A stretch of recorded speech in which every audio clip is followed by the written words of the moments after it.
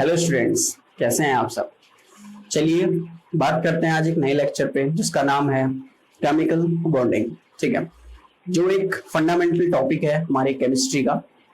ठीक है, अगर मैं आपसे नॉर्मल एक बात करूं या आपसे कोई भी एक नॉर्मल इंसान मिले तो उससे वो आपसे पूछेगा कि आप केमिस्ट्री पढ़ते हैं, तो आप कहेंगे हाँ हम केमिस्ट्री पढ़ते हैं। तो आपसे नॉर्मल एक क्वेश्चन पूछता है कि आप क्या पढ़ते हैं उसमें, तो आपका पहला जो जवाब होता है, मतलब मोस्टली जो जवाब मिलते हैं उस बंदे को जो पूछ रहा है, वो कहते हैं कि हम इसमें रिएक्शंस पढ़ते हैं। ठीक है, तो अगर बंदा इंटरेस्टेड होता है तो वो आगे भी पूछ जाएगा कि आप रिएक्शंस में क्या पढ़ते हैं, तो आप कहेंगे कि हम एक रिएक्टेंट लेते हैं, वो उसको किस में कन्वर्ट करते हैं, प्रोडक्ट पी में कन्वर्ट करते हैं, मींस प्रोडक्ट में कन्वर्ट करते हैं नॉर्मल सी भाषा में। ठीक है, जिसमें क्या होता है, रिएक्टेंट के कुछ बॉन्ड होते हैं, वहां कुछ बॉन्ड फॉर्मेशन होता है, वहां कुछ बॉन्ड का ब्रेकिंग होता है, और उसके बाद वो किस में कन्वर्ट हो जाता है, प्रोडक्ट पी में कन्वर्ट हो जाता है। ठीक है, कुछ इस तरह की बातें हम वहां पर करते हैं। ठीक है, तो अब फिर से अगर मैं एक बात करूं, उसके दिमाग में फिर से एक क्वेश्चन आए तो कहेगा व्हाट इज बॉन्ड, तो पूछ लेगा आपसे बॉन्ड, तो आप भी एक नॉर्मल सी भाषा में फिर से उसको जवाब देंगे कि bond is basically a force of attraction between two species. अगर केमिस्ट्री की भाषा में इसको समझें तो the force of attraction between two chemical species is known as a bond. Basically हम क्या करते हैं, जब नॉर्मल सी रिएक्शंस हम लगाते हैं तब क्या करते हैं, एक डंडा बना देते हैं, कार्बन हाइड्रोजन के बीच में डंडा बना दिया, इसको बॉन्ड कह देते हैं। ठीक है, वो एक नोटेशन है। ठीक है, वो भी सही है, लेकिन this is not notation for the bond. Basically bond is a force of attraction between two chemical species in chemistry. ठीक है, अदर और भी टाइप के बॉन्ड फोर्स ऑफ अट्रैक्शन होते हैं, जैसे ग्रेविटेशनल फोर्स है, इलेक्ट्रोस्टैटिक फोर्स है, हमारे पास कूलॉम्स फोर्स है, बहुत सारे फोर्स ऑफ अट्रैक्शन है हमारे पास। ठीक है, तो वो सब दूसरी ब्रांच के हैं। यहाँ जो हम सबसे इंपॉर्टेंट टॉपिक पे बात कर रहे हैं वो है बॉन्ड। तो बॉन्ड फॉर्मेशन कैसे होता है, किन दो स्पीसीज के बीच में बॉन्ड फॉर्म होगा, कब होगा, क्या क्या कंडीशंस हैं, वो हम जिस टॉपिक के अंदर पढ़ते हैं उसको हम बोलते हैं केमिकल बॉन्डिंग। ठीक है, तो सबसे पहले बात करेंगे कि बॉन्ड क्या है, कैसे फॉर्म होता है, कौन कौन सी स्पीसीज हैं, कितने टाइप का बॉन्ड होता है, मेजरली कौन से बॉन्ड को हम पढ़ते हैं। ठीक है, तो आइए चलते हैं। तो बॉन्ड की अगर मैं बात करूं बॉन्ड की, तो बॉन्ड क्या है, एक फोर्स ऑफ अट्रैक्शन है, फोर्स ऑफ अट्रैक्शन। ठीक है, बॉन्ड क्या है हमारे पास, फोर्स ऑफ अट्रैक्शन। इस राइटिंग और इस पे थोड़ा समझ जाइए आप। ठीक है, बॉन्ड क्या है, बेसिकली फोर्स ऑफ अट्रैक्शन है बिटवीन टू केमिकल स्पीसीज। ठीक है, अब मेजरली जो हम बॉन्ड को क्लासिफाई करते हैं, हमारे पास बहुत टाइप के बॉन्ड होते हैं, बट मैं आपको पहले जितने पॉसिबल है, जैसे अगर मैं बात करूं तो एक मेटेलिक बॉन्ड होता है। ठीक है, एक कोवेलेंट बॉन्ड है, एक हमारे पास कोऑर्डिनेट बॉन्ड होता है, एक हमारे पास कोऑर्डिनेट बॉन्ड होता है, और अगर मैं और बात करूं तो एक हमारे पास आयोनिक बॉन्ड होता है। ठीक है, ऐसे बहुत सारे बॉन्ड हैं हमारे पास, मेटेलिक, कोवेलेंट, कोऑर्डिनेट, आयोनिक। ठीक है, लेकिन जो बेसिकली हम केमिस्ट्री में अभी तक हमने जो बेसिक्स में पढ़े हैं वो इन्हीं बॉन्ड्स के बारे में हमने क्या किया है, स्टडी किया हुआ है। ठीक है, तो हम सबसे पहले बात करते हैं जो हम सबसे बेसिक से, जो हमारा सबसे बेसिक स्ट्रक्चर हम पढ़ते हैं NaCl का, उसमें जो बॉन्ड होता है पहले उसके बारे में थोड़ा ओवरव्यू लेते हैं। ठीक है, व्हाट इज जो NaCl होता है हमारे पास, उसका अगर हम स्ट्रक्चर देखें तो वो Na पॉजिटिव और Cl नेगेटिव होता है। ठीक है, ऐसे करके, और इन दोनों के बीच में जो बॉन्ड होता है वो क्या होता है, हमारे पास आयोनिक बॉन्ड होता है। आयोनिक बॉन्ड कैसे फॉर्म होता है, ionic bond is form by the transfer of electrons. कैसे फॉर्म होता है, ट्रांसफर ऑफ इलेक्ट्रॉन्स। अब कैसे ट्रांसफर होता है, ठीक है, Na क्या करता है, Na के पास एक वैलेंस शेल पे एक सिंगल इलेक्ट्रॉन प्रेजेंट होता है, और क्लोरीन को एक इलेक्ट्रॉन की क्या होती है, नीड होती है। तो Na क्या करता है, अपने इलेक्ट्रॉन निकालता है और Cl को दे देता है। ठीक है, ऐसे क्या होता है, हमारे एक नॉर्मल आयोनिक बॉन्ड मेरा फॉर्म होता है। कंडीशंस क्या है, अगर हम नॉर्मल बात करें, ionisation enthalpy, electronegativity, electron gain enthalpy की बात करें, तो जो कटायन होता है, जिसके पास पॉजिटिव चार्ज है, जो कटायन होता है, कटायन के पास क्या हो, कटायन की जो क्या निकाल रहा है, आयन को रिलीज कर रहा है, तो कटायन की जो आयन एंथैल्पी होनी चाहिए, क्या होनी चाहिए, कम होनी चाहिए। इसकी जो इलेक्ट्रॉन गेन एंथैल्पी होनी चाहिए वो क्या होनी चाहिए, ज्यादा। मींस कटायन की आयन एंथैल्पी कम होनी चाहिए, अनायन की इलेक्ट्रॉन गेन एंथैल्पी ज्यादा होनी चाहिए। ठीक है, और इन दोनों के बीच में क्या होना चाहिए, थोड़ा बहुत इलेक्ट्रोनेगेटिविटी का डिफरेंस भी होना चाहिए। दिस इज, ये हमारी एक नॉर्मल सी किसकी डेफिनेशन है, आयोनिक बॉन्ड की डेफिनेशन है।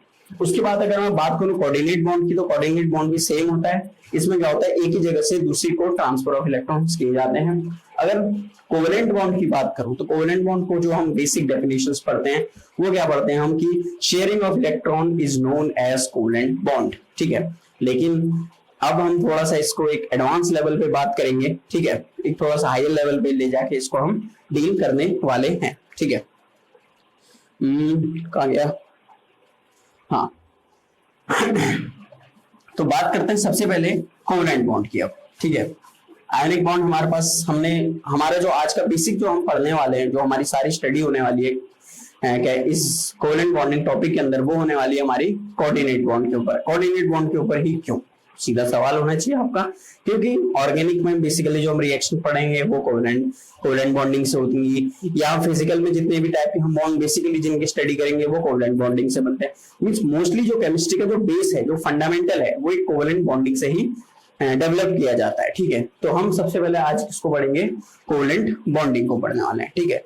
तो कोवेलेंट बॉन्डिंग की अगर मैं बात करूं, जो शेयरिंग ऑफ इलेक्ट्रॉन्स का जो पहले का कॉन्सेप्ट है, तो आज हम उस कॉन्सेप्ट को थोड़ा सा क्या करेंगे, मॉडिफाई करेंगे, ठीक है। तो आज हम पढ़ेंगे कि कोवेलेंट बॉन्ड जो हमारे फॉर्म होते हैं, जो कोवेलेंट बॉन्ड हमारे फॉर्म होते हैं वो कैसे होते हैं, ऑर्बिटल्स की ओवरलैपिंग से। ऑर्बिटल्स की ओवरलैपिंग से मींस अगर कहीं पे ऑर्बिटल्स की ओवरलैपिंग हो तो जो बॉन्ड वहां पर फॉर्म होगा उसको उस बॉन्ड को हम क्या कहेंगे, कोवेलेंट बॉन्ड कहेंगे। ये कैसे होगा, जैसे लेट्स सपोज मेरे पास स्पीशीज ए है, एक स्पीशीज बी है, ये इसका ऑर्बिटल है और ये इसका ऑर्बिटल है।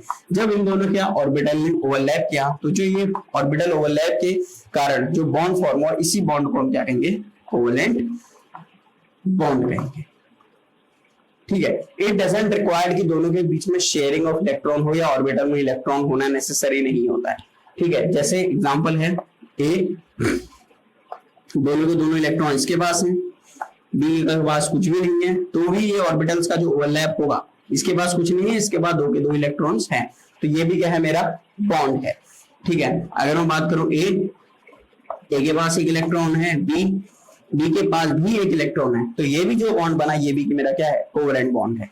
अगर मैं एक और बात करूं, जैसे ए और ये हो गया मेरा बी, अगर सिर्फ ए के पास ही एक सिंगल बॉन्ड है, बी के पास कुछ भी नहीं है, तो भी अगर इनकी ऑर्बिटल्स की ओवरलैपिंग होती है तो इसको हम क्या बोलते हैं, बॉन्ड फॉर्म बोलते हैं। अब आप कह रहे होंगे ये सारे बॉन्ड तो हमने देखे नहीं, कैसे हो जाता है। एक छोटा सा एग्जांपल ले लेते हैं, let's suppose this is H2 positive. अब H2 पॉजिटिव ये आपने देखा तो होगा, H2 पॉजिटिव में क्या होता है, एक के पास है एक के पास नहीं है, this is type of biscuit. तो ऑर्बिटल्स की ओवरलैपिंग जहां पर होती है वहां पर क्या फॉर्म होता है, हमारा कोवेलेंट बॉन्ड होता है। अब इतनी देर से ऑर्बिटल चल रहा है, तो थोड़ा ऑर्बिटल को आगे डिस्कस करते हैं, ठीक है। व्हाट इज ऑर्बिटल और व्हाट इज कोवेलेंट बॉन्ड, ठीक है। ऑर्बिटल की अगर बात करें तो बेसिकली हमारे पास चार टाइप के ऑर्बिटल्स की हम बेसिकली बात करते हैं, ठीक है। इसमें एक आती है हमारे पास एस ऑर्बिटल, एक आती है हमारे पास पी ऑर्बिटल, एक आती है हमारे पास डी ऑर्बिटल और एक आती है हमारे पास एफ ऑर्बिटल। ये जो केमिकल बॉन्डिंग से पहले एक टॉपिक आता है एटॉमिक स्ट्रक्चर, उसमें सारे इनका आपके वो पता होगा कि ऑर्बिटल्स हमारे पास sp-df 4 ऑर्बिटल्स बेसिकली प्रेजेंट होते हैं, ठीक है। तो एक एक करके इन सबको हम क्या करते हैं, डिटेल में डिस्कस करते हैं। तो सबसे पहले हम बात करते हैं एस ऑर्बिटल की, ठीक है। एस ऑर्बिटल की मैं बात करूं तो इसकी जो कैरेक्टरिस्टिक्स होती हैं एस ऑर्बिटल की, वो कैसी होती हैं। एस ऑर्बिटल का आपने सुना होगा, this is spherical in shape. ये कैसी होती है, स्फेरिकल इन शेप होती है। स्फेरिकल शेप होने की वजह से जो इसमें इलेक्ट्रॉन डेंसिटी होती है, जो इसमें क्या होती है, इलेक्ट्रॉन डेंसिटी, वो कैसी होती है, सिमेट्रिकल होती है। इलेक्ट्रॉन डेंसिटी कैसी होती है इसमें, सिमेट्रिकल होती है। मींस जैसे स्फेयर है तो स्फेयर के चारों ओर जो न्यूक्लियस का फोर्स ऑफ अट्रैक्शन है वो कैसा होता है, सिमेट्रिकल लगता है, ठीक है बेसिकली। और अगर मैं बात करूं एस ऑर्बिटल की, तो एस ऑर्बिटल कैसी होती है, स्फेरिकल इन शेप होती है और इसकी जो इलेक्ट्रॉन डेंसिटी होती है वो चारों ओर क्या होती है, सिमेट्रिकल होती है। और इसमें क्या होता है, डिजेनरेट होती है। डिजेनरेट नहीं भी करें तो वो वैसे भी ठीक है।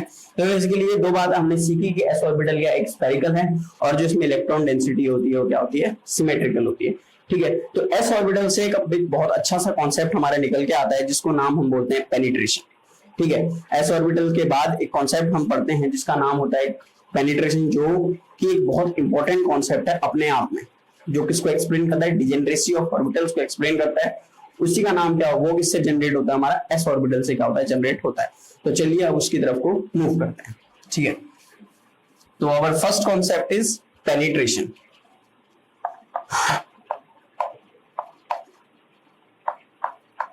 अगर मैं पेनिट्रेशन की बात करूं तो नाम से आपको पता चल रहा होगा कि पेनिट्रेट करना मतलब किसी के अंदर को जाना, मतलब किसी के अंदर घुस जाना, मींस उसको, या मैं कहूं कि जैसे पेनिट्रेट कर जाना मींस उसको अंदर, उसके घर के अंदर घुस जाना या उसके कहीं भी घुस जाना, ठीक है। पेनिट्रेट का सिंपल सा मीनिंग ये हुआ। तो पेनिट्रेशन को समझते हैं। लेट्स सपोज मेरा न्यूक्लियस है, ठीक है। इसके बाद इसके पास पहले सबसे पहले क्या आती है, एस ऑर्बिटल, ये 1s ऑर्बिटल है। इसके बाद एक क्या आएगी मेरे पास, 2s ऑर्बिटल आएगी, ठीक है। ये मेरी 1s ऑर्बिटल है और ये मेरी 2s ऑर्बिटल है, क्लियर। तो अगर मैं बात करूं, पहले ये इसमें मेरे पास कोई इलेक्ट्रॉन नहीं है, ये फ्री है, पूरी तरीके से क्या है, फ्री है। इसका में पहले इसकी डिस्टेंस r1 थी और इसकी डिस्टेंस क्या थी मेरे पास, r2 थी। मींस न्यूक्लियस से, ये न्यूक्लियस है, ये ऑर्बिटल है, और ये जो होगा मेरा नोड होगा। ये क्या होगा मेरा नोड। नोड आप जानते होंगे, node is a place where the electron density is zero, मतलब जहां पे इलेक्ट्रॉन डेंसिटी क्या होती है, जीरो होती है या मैं कहूं मिनिमम होती है, उसको हम नोड बोलते हैं, ठीक है। तो ये क्या है, नोड है। ये हमारा पहले 1s है और ये मेरा क्या है, 2s है, और इसके बीच में क्या है, नोड है। अब जैसे ही मैं इसमें और इसमें एक इलेक्ट्रॉन को एंटर कराता हूं, जैसे ही मैं इन दोनों में क्या कराऊंगा, इलेक्ट्रॉन को एंटर कराऊंगा, तो क्या होगा, न्यूक्लियस है, फोर्स ऑफ अट्रैक्शन लगाएगा, अपनी तरफ को क्या करेगा, ऑर्बिटल्स को खींचेगा। तो अपनी तरफ को जब ऑर्बिटल्स को खींचेगा तो जाहिर सी बात है कि ऑर्बिटल का साइज क्या हो जाएगा, छोटा हो जाएगा। ऑर्बिटल का साइज क्या हो जाएगा, छोटा हो जाएगा। ऑर्बिटल के साइज के छोटे होने की वजह से क्या होगा, जो ऑर्बिटल है, जो पहले 1s थी, अब उसका साइज क्या हो जाएगा, ये हो जाएगा। सिमिलरली इस पे भी फोर्स ऑफ अट्रैक्शन लगेगा, लेकिन उतना नहीं लगेगा, क्यों, क्योंकि डिस्टेंस क्या है, ज्यादा है।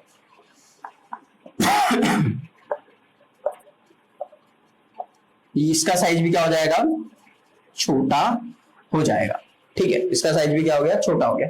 अब जो मेरी, अब इसको मैं अगर दोबारा बनाऊं तो ये मेरा न्यूक्लियस है। अब जो मेरा 1s है वो अंदर आ गया है और 2s भी मेरा क्या आ गया है, अंदर आ गया। मींस साइज क्या हो गया है, छोटा हो गया। किसकी वजह से, एक इलेक्ट्रॉन के आने की वजह से। मींस एक इलेक्ट्रॉन इसमें आया, एक इलेक्ट्रॉन इसमें आया। अब इंपॉर्टेंट बात, पेनिट्रेशन कहाँ हुआ, पेनिट्रेशन कहाँ, हमें तो कहीं नहीं दिखा पेनिट्रेशन, जी हुआ है। पेनिट्रेशन कहाँ हुआ, देखिए पहले ये जो डेंसिटी थी, ये जो एरिया था, ये किसका था, पहले 1s का था। अब इस एरिया के अंदर कौन पेनिट्रेट कर गया है, ये जो 2s है, अब वो क्या कर गया है, इस एरिया के अंदर आ गया। मींस अब पहले ये इतना एरिया था, यहाँ ये भी 1s का था, अब ये एरिया किसका हो गया, 2s का हो गया। मींस जो 2s है वो किसकी इलेक्ट्रॉन डेंसिटी के अंदर घुस गया, 1s की इलेक्ट्रॉन डेंसिटी के अंदर एंटर कर गया। तो इसी को क्या बोलते हैं, पेनिट्रेशन बोलते हैं। मींस जब जो इलेक्ट्रॉन डेंसिटी ऑफ ऑर्बिटल है वो किसी दूसरे की इलेक्ट्रॉन डेंसिटी में एंटर कर जाए, तो उसको हम क्या बोलते हैं, पेनिट्रेशन बोलते हैं। अब पेनिट्रेशन की वजह से होता क्या है, पेनिट्रेशन की वजह से बेसिकली जो हमारा ये साइज है, मींस इलेक्ट्रॉन नोड की जो पोजीशन है वो चेंज हो जाती है। पहले नोड कहां पर था, पहले नोड यहाँ पर था, अब नोड कहां पर आ जाएगा, यहाँ पर। तो नोड की पोजीशन क्या होगी, चेंज हो गई, साइज क्या हो गया, थोड़ा छोटा हो गया, ठीक है। This is our concept of penetration.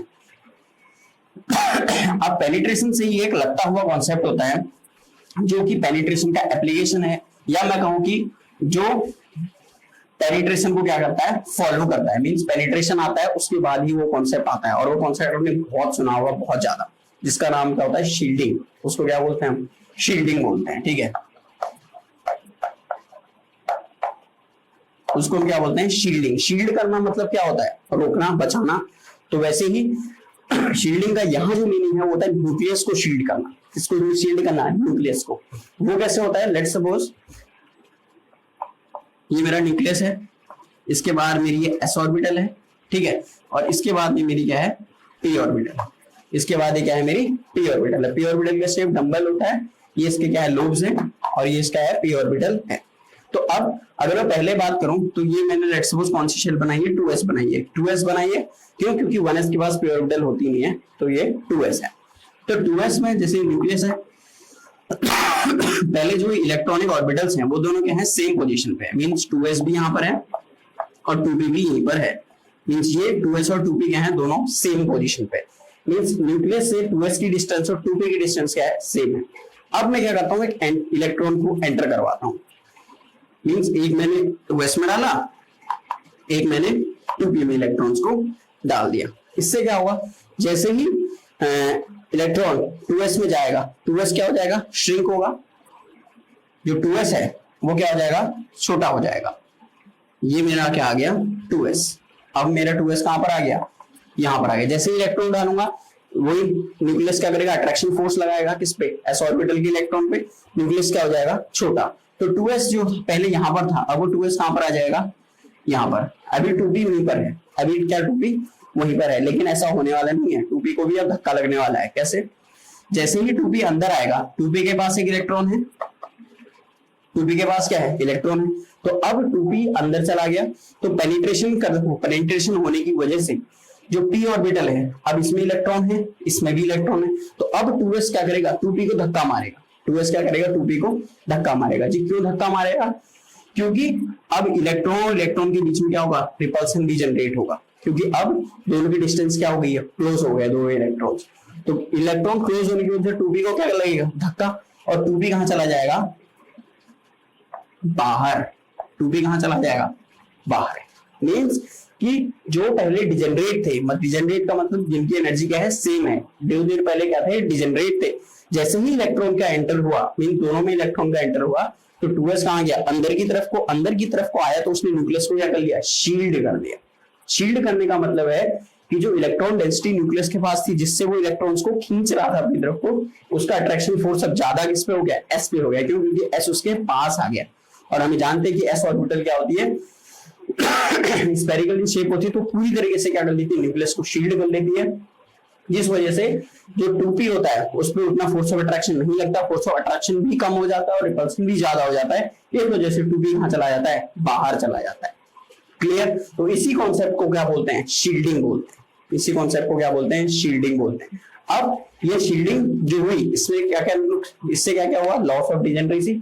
जो तो पहले ऑर्बिटल सेम थे उनकी क्या होगी, क्या हो गया, लॉस ऑफ डिजेनरेसी। मीन पहले जो 2s और 2p सेम उस पे लाई कर रहे थे, सेम एनर्जी पे लाई कर रहे थे, अब वो दो ऑर्बिटल्स क्या हो गए, स्प्लिट हो गए। तो this is concept is known as shielding. ठीक है, इसको क्या बोलते हैं, शील्डिंग। और नेक्स्ट लेक्चर में हम बात करेंगे कि क्या क्या शील्डिंग और पेनिट्रेशन के एप्लीकेशंस हैं। तो तब तक के लिए थैंक यू सो मच।